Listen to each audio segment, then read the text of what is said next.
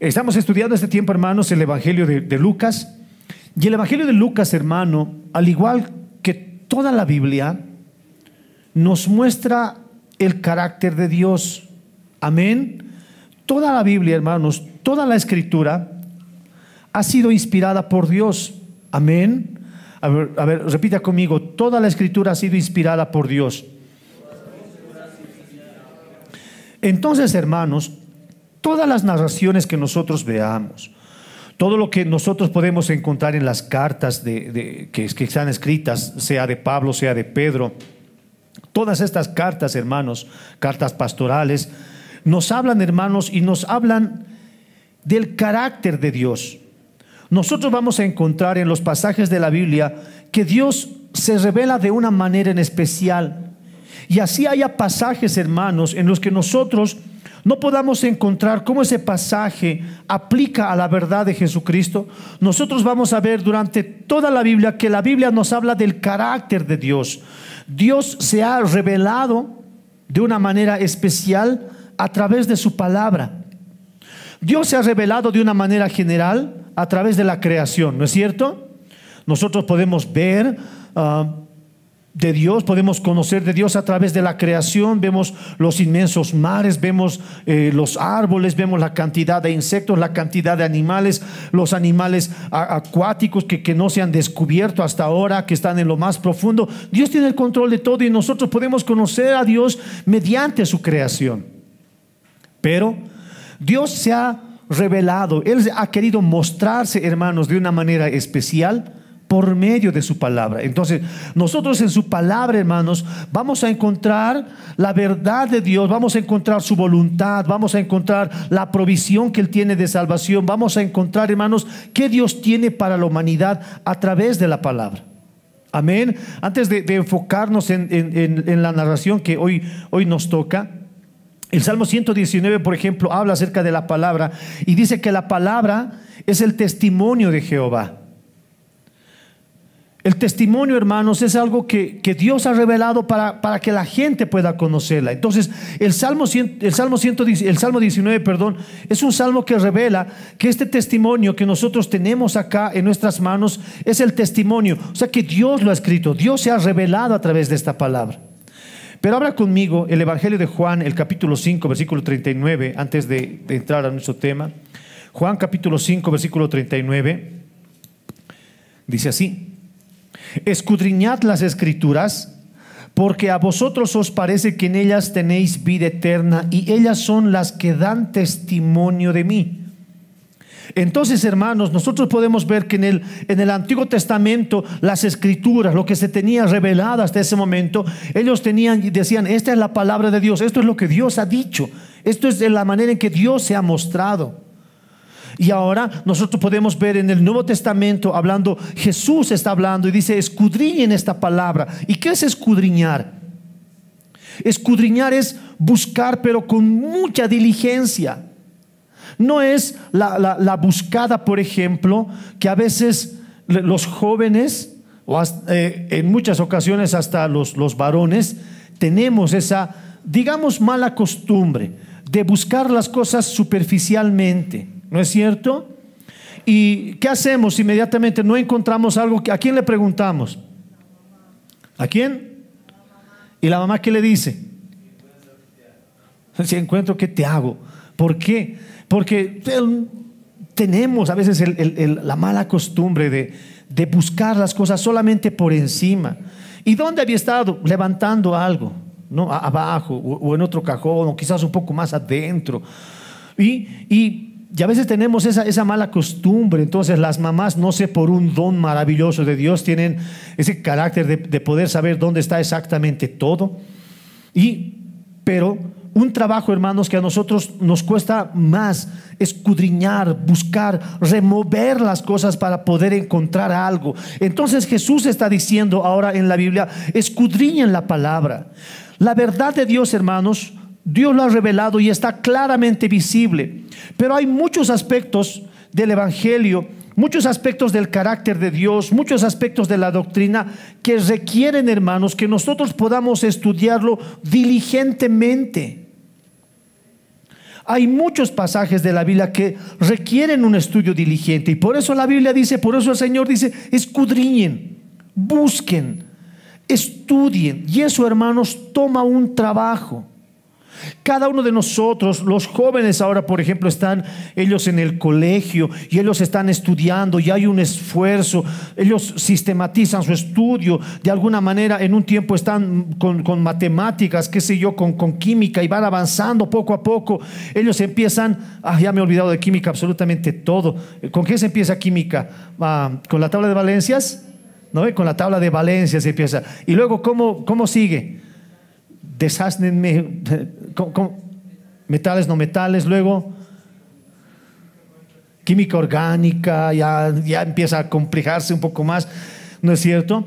Ácidos, oxácidos, anhídridos, y ya me he olvidado esas palabras griegas, pero hay una sistematización. ¿Se da cuenta? Ha empezado usted con algo, pero usted necesita un poco más de esfuerzo y empieza a estudiar y a profundizar más, ¿no es cierto? Hermanos, eso es lo que el Señor está diciendo. No nos conformemos, hermanos, con nosotros poder agarrar la Biblia, leerla por encima y se acabó. No, hay un esfuerzo que nosotros tenemos que hacer. Por eso Jesucristo les dice, escudriñen, busquen la palabra, no la lean solamente por encima, rebusquen, léanla una vez más y otra vez más y otra vez más, porque dice, porque a vosotros os parece que en ellas tenéis vida eterna, y ellas, o sea, las palabras, las sagradas escrituras, ellas son las que dan testimonio de mí. Las palabras que están escritas acá nos revelan el carácter de Dios. Y si nosotros queremos conocerlo más a Dios, no necesitamos ir y hacer un ritual o ir hasta Israel para conocerle a Dios. No, el testimonio y el carácter de Dios está revelado acá en la Escritura. Lo que Él ha querido que nosotros conozcamos está acá. Lo que Él no ha querido que conozcamos está en un misterio, y algún día lo vamos a conocer. Pero dice, ¿quieres conocerme? Está aquí. Bien, dice alguna vez que cuando nosotros oramos, nosotros hablamos con Dios, pero cuando leemos su palabra, Él nos habla a nosotros. Las Escrituras dan testimonio de Él. Y ahora, mis hermanos, nosotros podemos ver que cada párrafo, cada pasaje que está escrito aquí en la Biblia nos habla acerca del carácter de Dios. Mientras nosotros más los conozcamos, más cambiará nuestras vidas, va a cambiar nuestra forma de ser, y por consiguiente va a cambiar nuestra manera de actuar. Más conocemos, más pensamos en Él, más sabemos de Él, y por consiguiente eso genera un cambio en nuestras vidas, genera un cambio en nosotros. Amén. Así que ese es un trabajo que nosotros tenemos que hacer. Ese no es un trabajo que el pastor hace por nosotros, no es un trabajo que la iglesia hace por nosotros, no. Ese trabajo lo hacemos nosotros al escudriñar la palabra de Dios. Amén. Así que escudriñe, hermanos, no leamos solamente la Biblia los días domingos.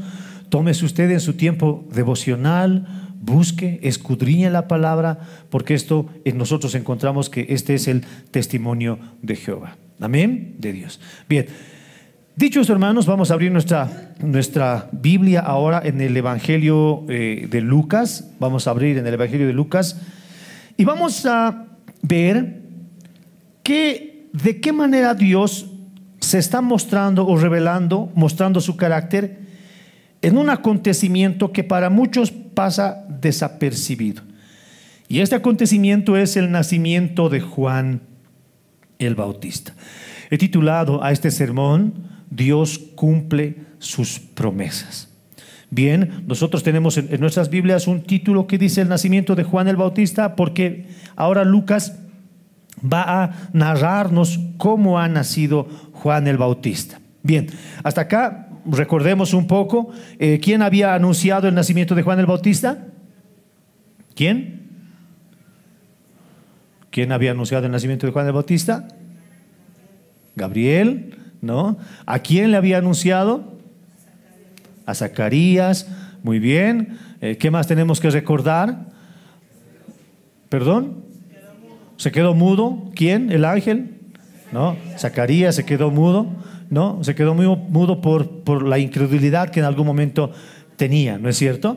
Bien, entonces nosotros vemos esto. Zacarías estaba mudo, 9 meses mudo, según lo que nosotros vamos a ver, y vamos a ir viendo algunos detalles que también la Biblia nos narra. Vamos a leer entonces desde el versículo 56, porque el cántico de María, el Magnificat, que lo hemos visto la anterior semana, termina en el verso 55. Del versículo 56 en adelante cambia ya la idea de lo que se quiere decir y dice así: y se quedó María con ella. ¿Con quién? Con Elizabeth, como 3 meses. Después se volvió a casa. Cuando a Elizabeth se le cumplió el tiempo de su alumbramiento, dio a luz un hijo. Y cuando oyeron los vecinos y los parientes que Dios había engrandecido para con ella su misericordia, se regocijaron con ella. Aconteció que al 8º día que vinieron para circuncidar al niño, le llamaban con el nombre de su padre, Zacarías. Pero respondiendo su madre, dijo: no, se llamará Juan. Le dijeron: ¿por qué? No hay nadie en tu parentela que se llame con ese nombre. Entonces preguntaron por señas a su padre cómo le quería llamar. Y pidiendo una tablilla, escribió diciendo: Juan es su nombre. Y todos se maravillaron.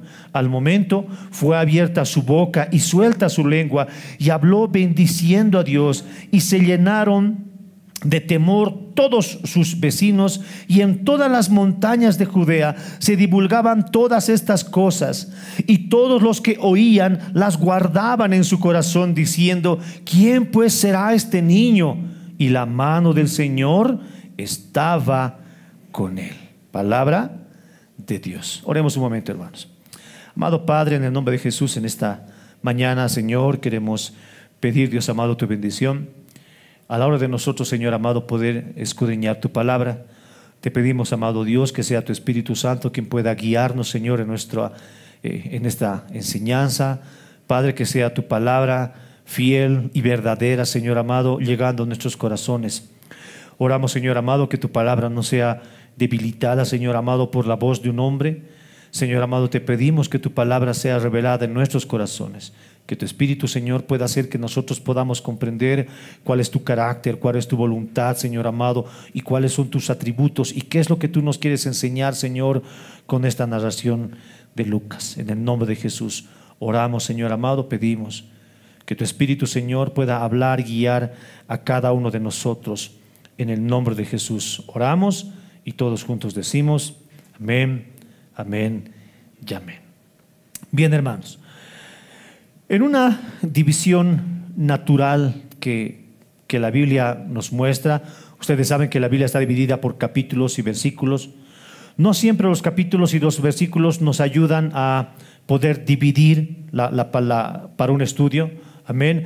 Lo más sensato es que nosotros podamos dividir gramaticalmente hablando, puntos, punto seguido, comas y todo esto que nos ayudan a entender un poquito más acerca de la palabra de Dios. Entonces, en una división natural, hermanos, de lo que la Biblia nos enseña, podemos ver 3 aspectos importantes que nos quiere enseñar.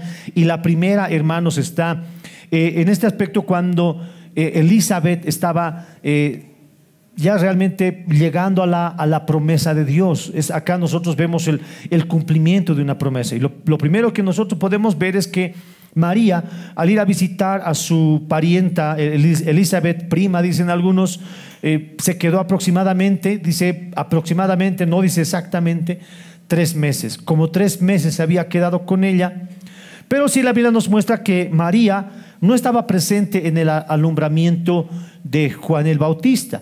Ella posiblemente se había ido ya de ese lugar, había vuelto antes, unos días antes de que ella pueda dar a luz. Entonces María no había sido testigo del alumbramiento de Juan el Bautista. Ella se fue, imagino, por distintas razones. Amén.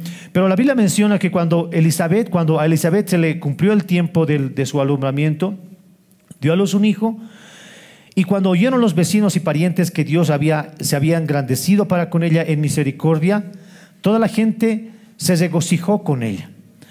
¿Qué es lo que nosotros podemos ver, hermanos, de alguna manera en este pasaje que está narrándonos ahora Lucas?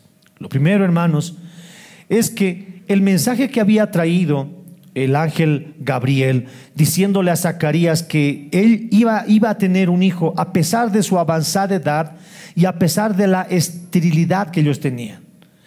Esta promesa, hermanos, que ellos tenían, obviamente Zacarías dudó. Él se miró a sí mismo, dicen: ya soy yo viejo, soy anciano, encima somos estériles, no se sabe quién de los dos era el estéril, pero dicen: no podemos tener hijos. No tenían hijos, ya eran de avanzada edad. Para ese entonces, el no tener una descendencia era mirada de una manera despectiva. Se miraba así. Cuando uno no tenía descendencia, pensaban que el apellido de la familia iba a quedar en ese lugar muerto. Entonces se veía de alguna manera deshonrada una mujer que no podía tener hijos. Se veía deshonrada. Por eso nosotros vemos la oración de Ana, por ejemplo, cuando clamaba por un hijo, ¿no? Se burlaban de ella, y era así. Miraban a una persona que no tenía familia y hasta la creían castigados por Dios. Entonces ellos miraban así. Cuando el ángel Gabriel le dice esto a Zacarías, Zacarías duda, y el ángel le dijo: bueno, por esto vas a quedar mudo y no vas a hablar hasta el tiempo de su alumbramiento. Cuando ya llega este tiempo, esta mujer, Elizabeth, da a luz en el tiempo que Dios había dicho y también lo que el ángel había dicho. El ángel había dicho que él iba a ser un varón y el nombre tenía que ser Juan. Entonces no podía nacer una mujer. No es que fuera malo, pero no podía nacer una mujer. Fue un nombre tal como el ángel lo había dicho. Pero la Biblia dice, hermanos, que toda la gente que estaba alrededor de la casa de Zacarías y de Elizabeth se sorprendieron. Y las casas, hermanos, no son como las nuestras, ¿no? Y más para ese tiempo. Se asemejan un poco a las casas ahora que están en el campo, ¿no es cierto? Hay todas las casas generalmente de una sola planta y una al lado de la otra. Entonces era difícil ocultar alguna cosa. Si algo estaba pasando al lado, inmediatamente el vecino se daba de cuenta. Entonces la gente se dio inmediatamente cuenta que Elizabeth, a pesar de su edad y a pesar de su esterilidad, ella dio a luz un hijo. Lo que causó en toda la gente, lo que ellos miraron, es que Dios había tenido misericordia con esta mujer, ¿no? Y al ver ellos, lo que ellos hicieron es naturalmente alegrarse con ella, porque lo que un hijo trae es eso. Lo que un hijo trae es alegría. Lo que un hijo trae a una casa, hermanos, es sinónimo de bendición de Dios. Lo que un hijo trae a una casa es responsabilidad, es trabajo. Pero, hermanos, en la mayoría de las personas trae alegría esto al corazón de los padres, y la gente se alegró con ella. Y ellos vieron, hermanos, de alguna manera que Dios siempre, hermanos, cumple sus promesas.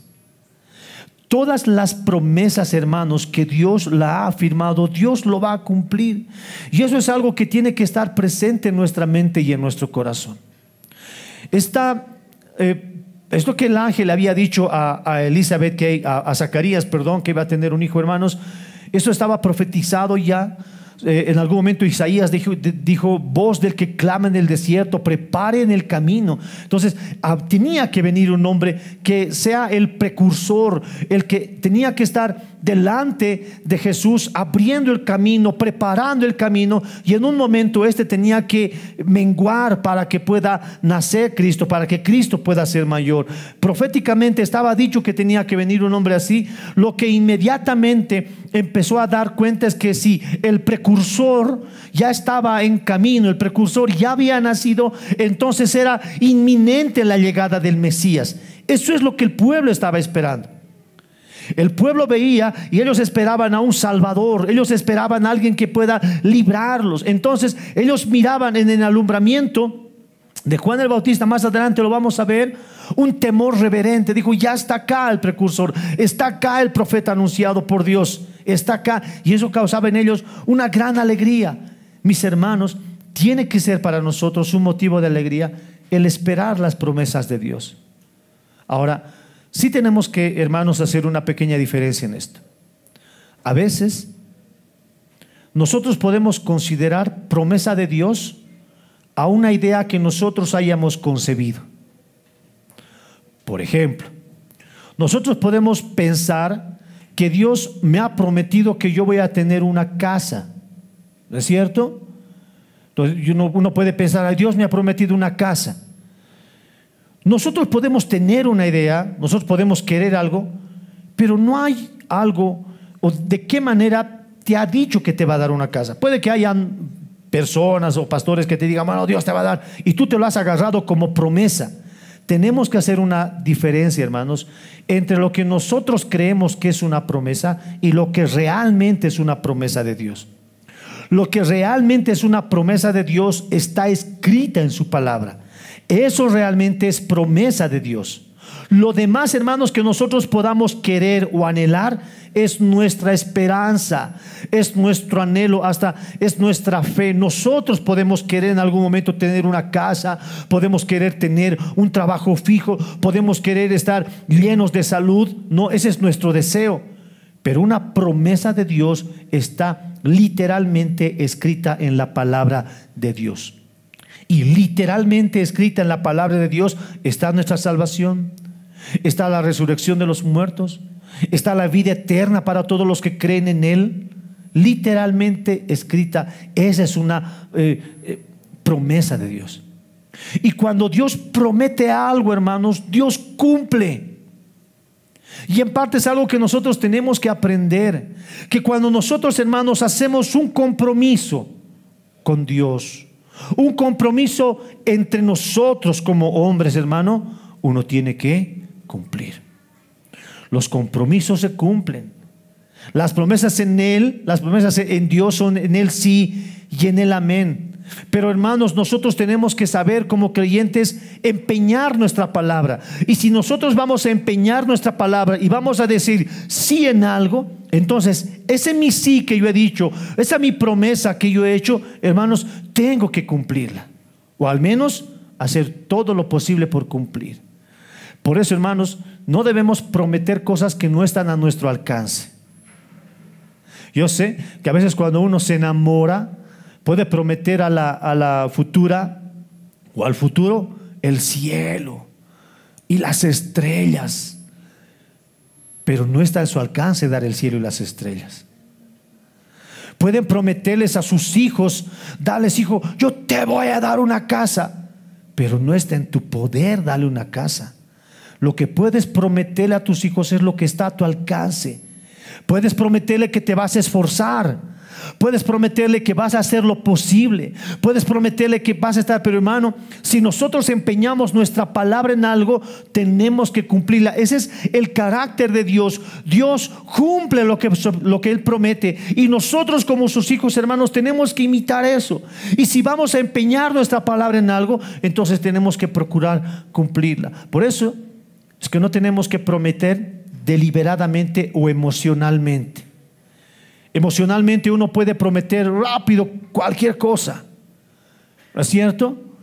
Y las promesas que se hacen de manera apurada o por emoción, esas promesas generalmente no se cumplen. Así que si nosotros, hermanos, jóvenes, ancianos, niños, queremos prometer algo, tenemos que tener presente que tenemos que cumplir. Si nosotros empeñamos nuestra palabra con Dios, tenemos que cumplir. Si nosotros empeñamos nuestro trabajo con nuestro prójimo, también tenemos que cumplirla. Amén. Ese es el carácter de Dios. Hermanos, miren lo que dice Primera de Reyes, capítulo 8, versículo 56. Primera de Reyes, capítulo 8, versículo 56.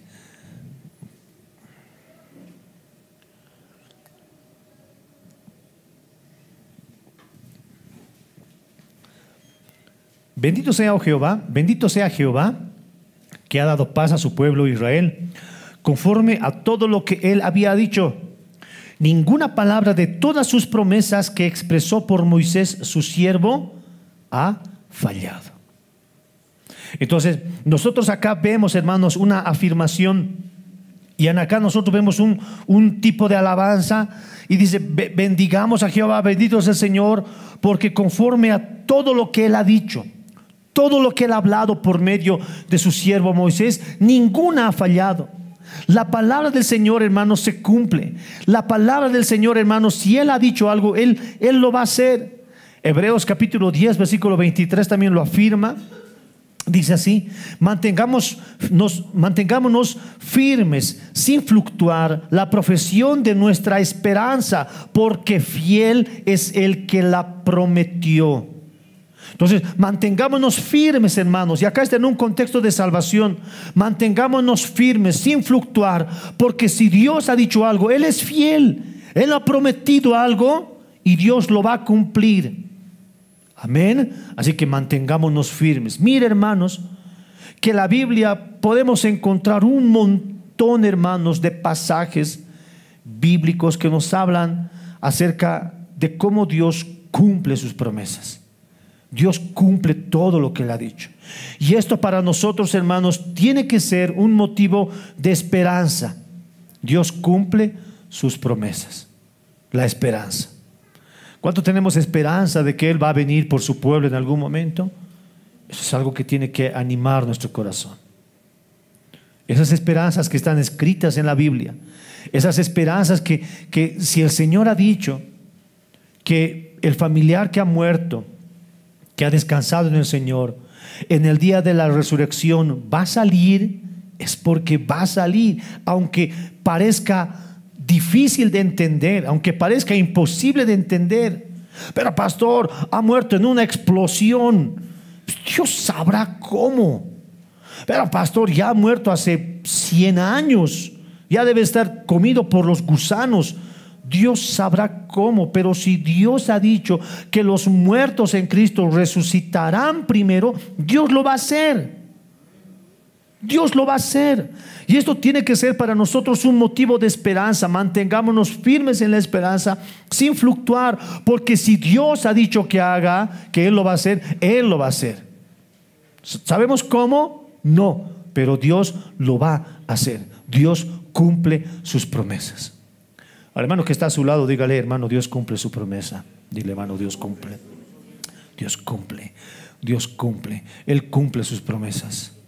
Hay una canción en tipo huayño que dice: el amor de Dios es verdadero y eterno, no es como el amor humano pasajero. ¿No? Porque el amor del hombre es pasajero, el hombre puede fallar. Pero hermanos, a veces pasa esto. A veces pasa, hermanos, que nosotros tenemos una idea de Dios conforme a la idea de nuestro padre natural o nuestra madre natural. Y a veces pensamos que si nuestros padres han actuado de una manera, sea mala o sea buena, pensamos que Dios es así. Pero hermanos, el amor del hombre es limitado. El amor de la mujer, por más madre que sea, el amor del padre, por más malo o bueno que sea, es limitado.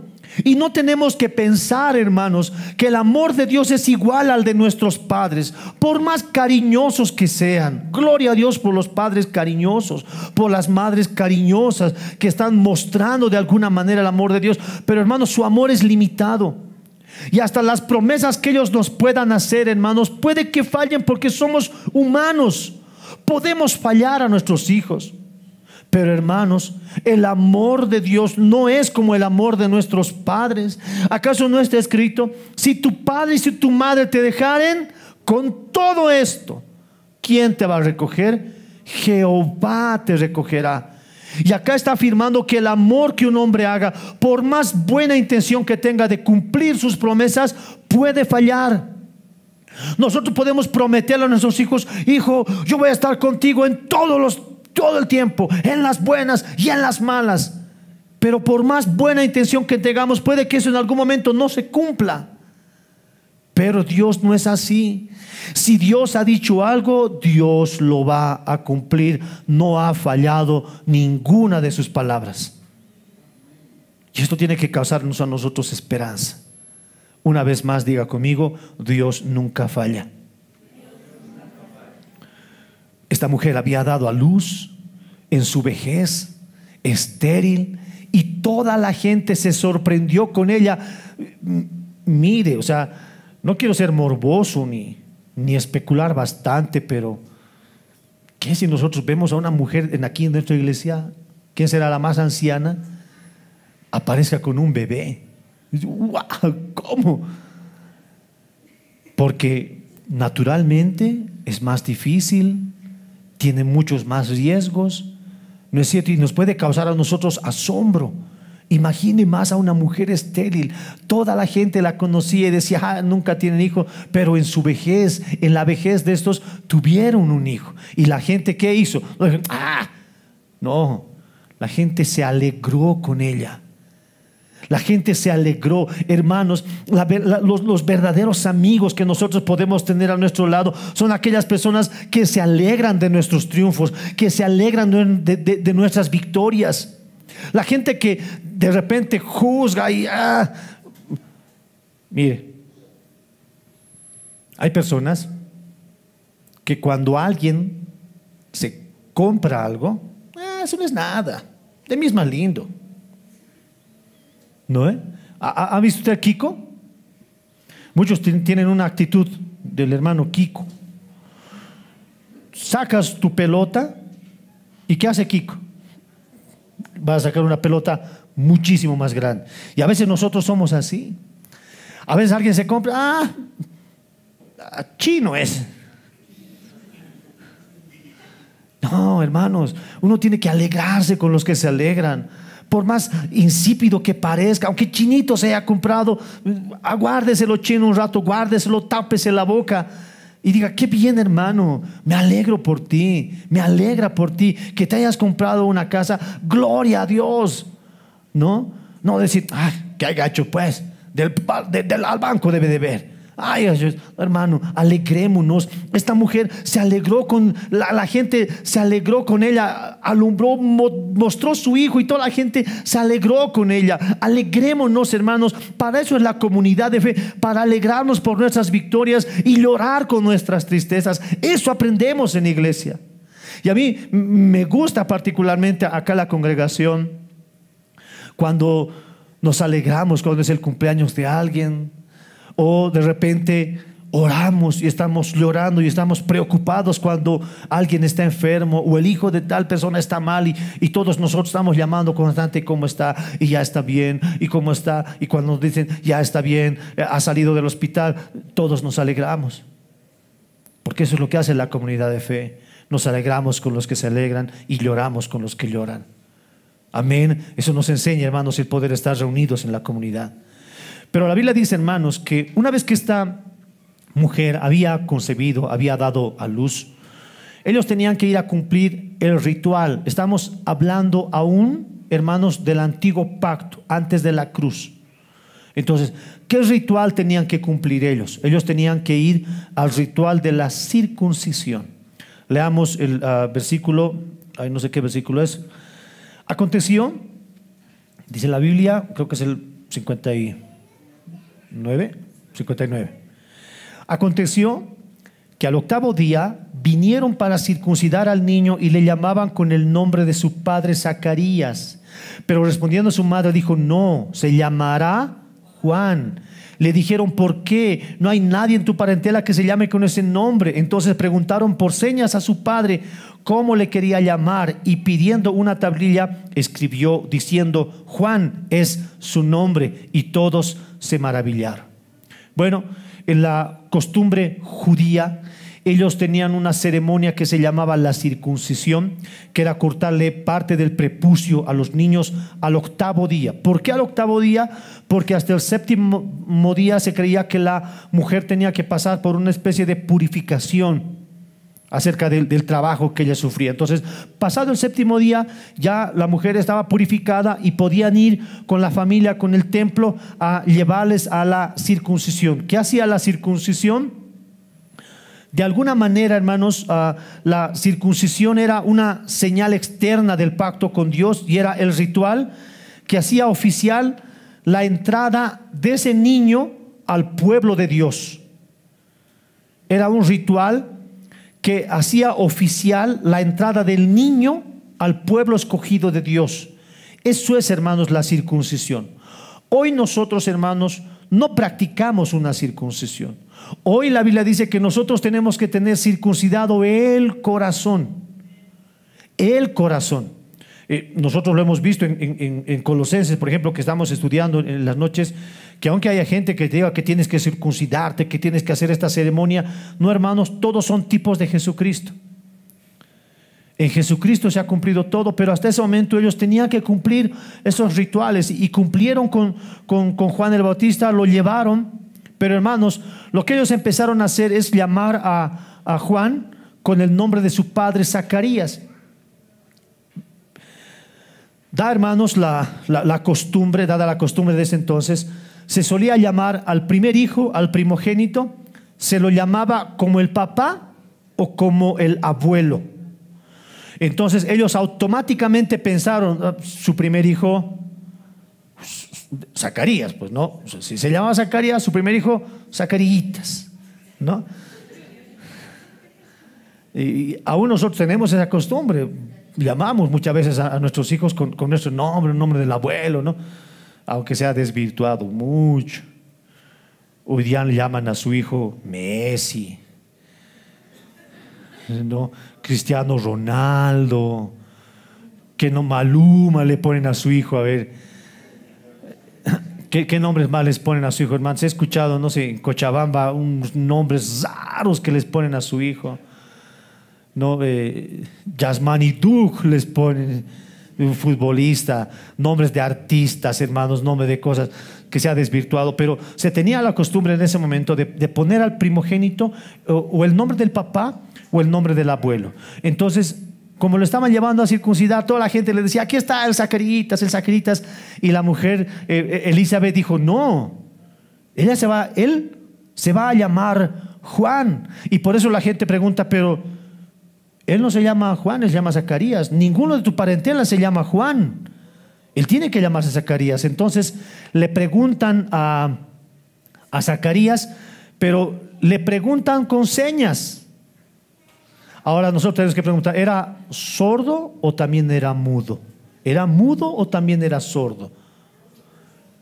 No, porque el ángel dice, bueno, no vas a hablar y vas a quedar mudo. Pero la gente le pregunta con señas. Entonces, obviamente uno piensa que cuando alguien está mudo, asumimos ya de facto que también es sordo, ¿no es cierto? Entonces puede ser que muchas de estas personas hayan creído esto, o también puede ser que a la manera de hablar o de preguntarle a Zacarías también acompañaban su modo de hablar con algunas señas, ¿no? Señas, no sé cómo usted le pregunta, y tú, no sé cómo. No sé si había lenguaje de señas para ese entonces, pero le preguntaban, ¿y qué dice? Entonces Zacarías pide una tablilla, generalmente era un pedazo de madera con cera, y se escribía con un punzón, con algo que tenga puntas, se escribía en ese lugar, y ellos podían escribir, dar testimonio de algo. Esa costumbre, hermanos, era normal para ese tiempo. Es más peso tenía una tablilla escrita que la palabra empeñada de alguien. La palabra empeñada de alguien tenía que tener testigos. Sí, yo le he escuchado, sí, él ha dicho. Pero la palabra escrita en una tablilla tenía más peso que una palabra empeñada. Entonces, él tomó la tablilla, por eso dice que escribió diciendo. Hay una afirmación, él está diciendo algo, está quedando como testimonio. Y no sé, ¿no? En hebreo parece entonces, ahí se llama Juan. No dice como Elizabeth se llamará. Mire lo que dice la Biblia. Su nombre es Juan. Juan es su nombre. Entonces nosotros podemos ver que ya de alguna manera Zacarías ha afirmado completamente, él había creído completamente lo que él había pasado. El ángel le había dicho, bueno, tu mujer va a dar a luz, va a concebir un hijo, eso pasó así. Vas a quedar mudo, eso pasó así. Inmediatamente él dijo, no, es Juan, su nombre es Juan. No será, no es mi gusto. Y para ese entonces, aunque pueda parecer algo que ellos estaban yendo en contra de su cultura, ellos estaban en contra de lo que la mayoría de las personas pensaban, ellos decidieron obedecer a Dios. Juan significa Dios es misericordioso. Dios es misericordia. Y ellos pensaron, por sobre todas las cosas, que esto tiene que cumplirse, porque aunque la gente pensaba lo diferente, aunque la cultura judía pensaba de alguna manera diferente, Zacarías tenía que obedecer lo que el ángel había dicho a ese hombre por medio de Dios. Amén. Entonces él tenía que cumplir. Nosotros podemos ver, hermanos, en esto que ellos estaban haciendo un acto completo de obediencia. Si el ángel dijo: no quiero alargar más mi agonía, no quiero cambiarle de nombre, por más bonito que parezca, por más que me honre a mí, yo obedezco a Dios. Solamente por incredulidad él quedó mudo, ¿no? Pero pasa por la mente de Zacarías, ¿no? Si el ángel dijo, él tiene que ser así. Y esto que nos habla, hermanos, acerca de una obediencia férrea hacia el Señor, de una obediencia fuerte a Dios, de una obediencia, hermanos, muchas veces ciega a Dios. Si Dios ha dicho, tiene que ser así. Esto, hermanos, no es fácil. Esto no es fácil, porque muchos de nosotros, al igual que ellos, vivimos en medio de una sociedad, y muchas veces la sociedad está llevando para un lado. Nos está llevando a un lado la sociedad, y ir en contra de la sociedad es mucho más difícil. Ir con ellos es fácil, ¿no? Es como borrego, estás caminando con ellos y automáticamente la gente mismo te empuja, no te cuesta trabajo, vas con ellos porque es fácil, la corriente te lleva a un lado. Pero ir en contracorriente requiere esfuerzo, requiere disciplina, requiere mayor esfuerzo de la persona. Aunque para nosotros, hermanos, igual sea difícil, uno tiene que, por sobre todo, hermanos, tener presente el ser obedientes a Dios. Si Dios es fiel, hermanos, uno tiene que permanecer obediente a las promesas del Señor. Amén. Y nosotros podemos ver, hermanos, en muchas personas. A Abraham se le pidió: vete de tu parentela, deja esta tierra. Y Abraham obedeció. A Moisés le dijo, a Moisés se le ordenó: ve donde Faraón y dile que suelte a mi pueblo. Y Moisés, aunque tartamudeando, aunque con pretextos, ¿qué hizo? Obedeció. A Josué tenía un ejército grande de personas. Le dijo: no tantas personas, son muchas. Van a pensar que la gloria es de ustedes. No tienes que reducir tu ejército. Y con 300 hombres, y con 300, ¿cómo vamos a ir con toda esta multitud? Obedeció. A Pablo, él obedece la visión del hombre macedonio. Él dice: ven, ayúdame, necesito ayuda. Y él obedece esa voz. Y lo que nosotros podemos ver, hermanos, es que detrás de cada acto de obediencia, hermanos, hay un respaldo de Dios. Abraham fue bendecido, hermanos. Moisés fue bendecido. Daniel, hermanos, por más que vivía en Babilonia, él decidió mantenerse puro, decidió ser obediente a Dios. La gente le decía: no se va a orar. Pero ¿qué hacía Daniel? Abría las ventanas y empezaba a orar para que la gente lo escuche encima. No tenía temor, porque, hermanos, nuestra obediencia a Dios tiene que ser mayor que cualquier obediencia a cualquier otra persona, a Dios. Y nosotros, hermanos, vamos a ver que el fruto de esta obediencia, así en Abraham, así en Moisés, así en Josué, así en Daniel, así en Pablo, así en Pedro, así en Gedeón, así en todos los hombres, en todos los héroes de la fe, tras este acto de obediencia, inmediatamente ellos ven el respaldo de Dios. Porque es difícil, hermanos, ir a contracorriente. Sí, es difícil. Mientras todos dicen negro, uno dice blanco. ¿No es cierto?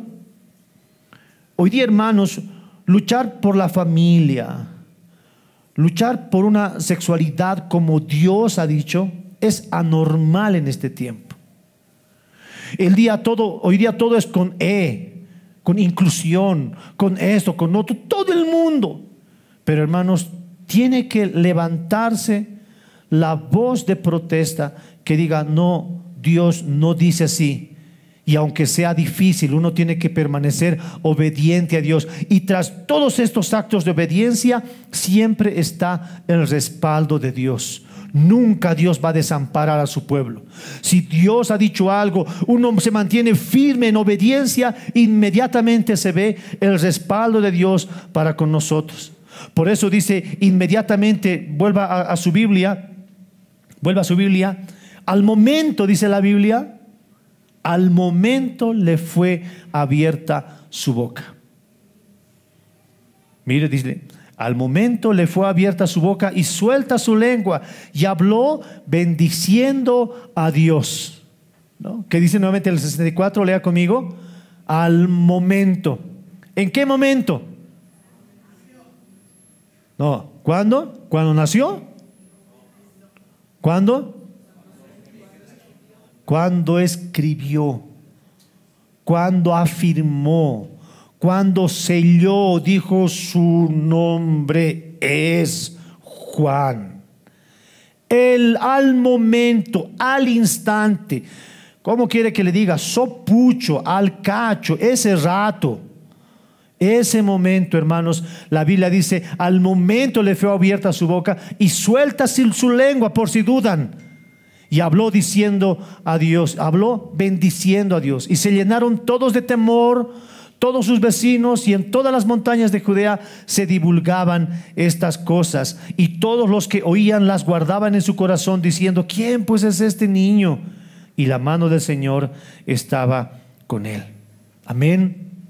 El anuncio de Juan el Bautista, mis hermanos, está rodeado de un montón de eventos sobrenaturales. Un ángel anuncia el alumbramiento, la concepción. De repente Zacarías queda mudo, pero después Zacarías habla, ¿no es cierto? La mujer en su vejez, en su esterilidad, da a luz un hijo. Y todo esto que es tan sobrenatural causa un temor reverente en la gente. Y se preguntan por qué. Se preguntan por qué. ¿Qué tiene esta mujer? ¿O qué tiene este niño? ¿Qué va a hacer este niño delante de nosotros? Viene el ángel, luego lo castiga a su papá. Aunque su mujer es estéril, nada es imposible para Dios. Va a cumplir Dios su promesa. Y la gente se llena de un temor reverente y dice: ¿qué va a hacer este niño? ¡Wow! ¿Qué tiene este niño? La gente se pregunta.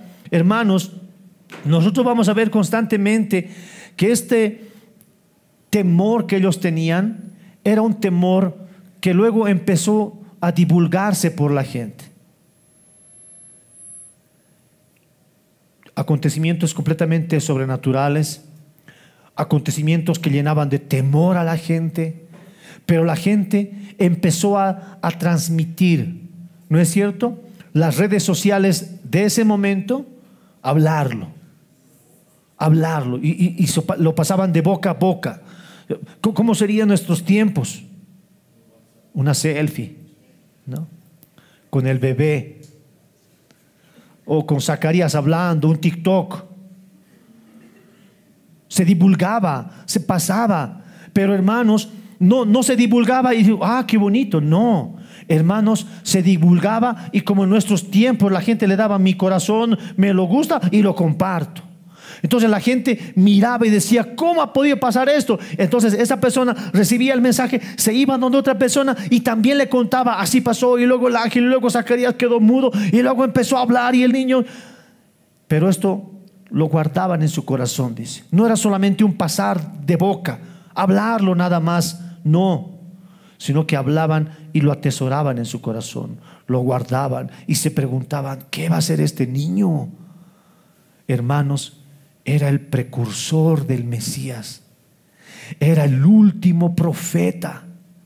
Era el último profeta, hermanos, que iba a estar delante de Jesús, preparando el camino y llamando, como vamos a ver más adelante, llamando al arrepentimiento, haciendo la obra de Dios. Y nosotros vemos, hermanos, como parte final de este mensaje, que la mano del Señor estaba con él.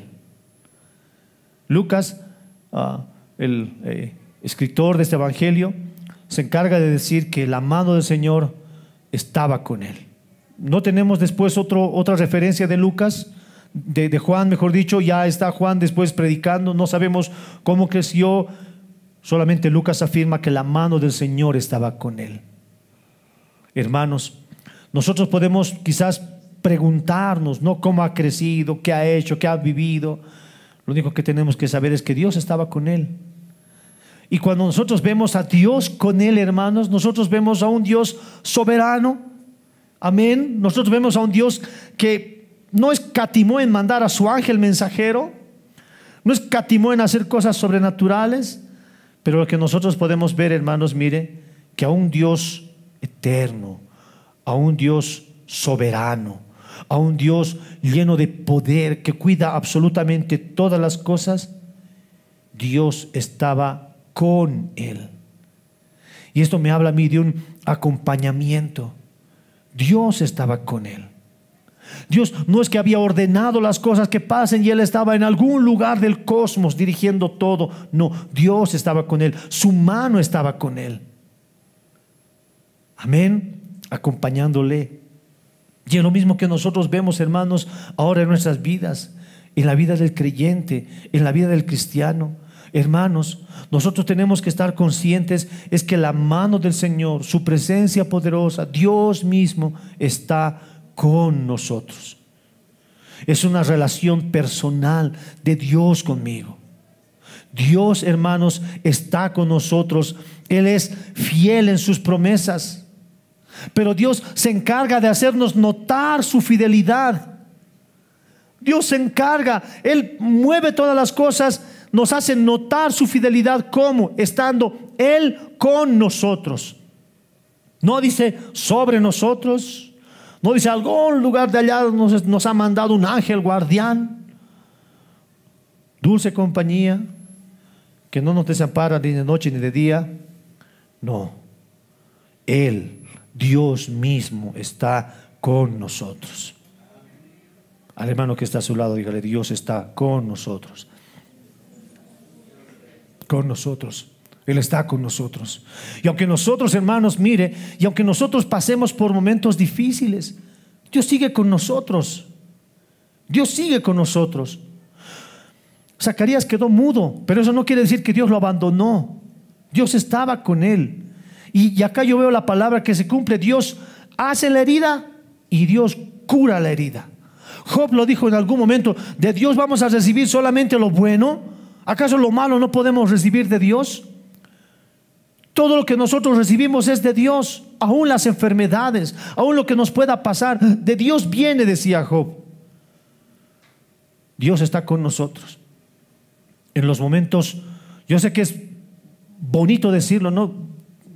He recibido una bendición, y a veces nosotros tomamos este término en términos económicos. Dios me ha bendecido y estamos felices. Pero hermano, también tenemos que estar felices de que Dios está con nosotros aún en nuestros momentos difíciles. Amén.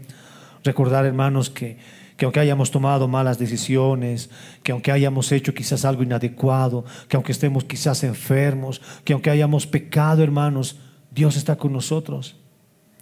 Dios está con nosotros, guiándonos, llevándonos. Y aquí toma peso, hermanos, esa palabra que decía Pablo a los romanos: a los que aman a Dios, todas las cosas les ayudan a bien. Todas las cosas les ayudan a bien. Aunque Dios no facilite las cosas, Dios todo nos ayuda bien. Cosas buenas, pero también cosas malas que nos pasen, todo nos ayuda bien. Ayer mi esposa compartió un video en Facebook de un niño caminando con su padre, ¿no? Él está caminando con su padre, hay unas sogas en medio de un puente, algo así, un puente. El papá pasa facilito y el bebé queda atrás caminando, y el bebé empieza a llorar: sorren de mí, oye. Y el papá como que: dale, pero pasa. Y el niño empieza a llorar. Un piecito sube el niño y empieza a llorar, porque el papá se está alejando. Lo mira el papá, empieza a llorar, y el papá se queda y se sienta. El niño está luchando contra él. El papá viene, yo pensé, se ha dejado llevar. Papá viene, lo alza y lo vuelve a poner atrás, Como que decirle, empezá otra vez. Lo vuelve a poner atrás, el niño lucha, levanta una pita, entonces es levantando, levanta otra salta y otra camina y su papá lo está esperando así con los brazos abiertos. Hermanos, a veces nosotros podemos pensar que Dios tiene que hacer nuestro trabajo. Zacarías quedó mudo. Dios le ocasionó la herida a Zacarías. Dios le ocasionó la herida a Zacarías. Pero Dios la curó. Dios es fiel. Dios está con nosotros. Y si nosotros estamos por un momento difícil, Dios está esperando que pasemos esas pruebas, porque Dios nos ha dado la capacidad. Dios nos ha dado su espíritu. Dios nos ha dado su compañía para poder pasar la prueba. Y cuando lo pasemos, mi hermano, Dios nos está esperando con los brazos abiertos. Dios nos está esperando con las manos así. Dice, bien, lo has hecho. Amén. Todas las cosas ayudan a bien a los que amamos a Dios. Nació Juan el Bautista como fruto de la promesa de Dios. Hermanos, Dios es fiel y justo para poder cumplir todas sus promesas. Amén. ¿Cuántos se alegran en las promesas de Dios? Digan amén. Oremos, hermanos, pongámonos de pie.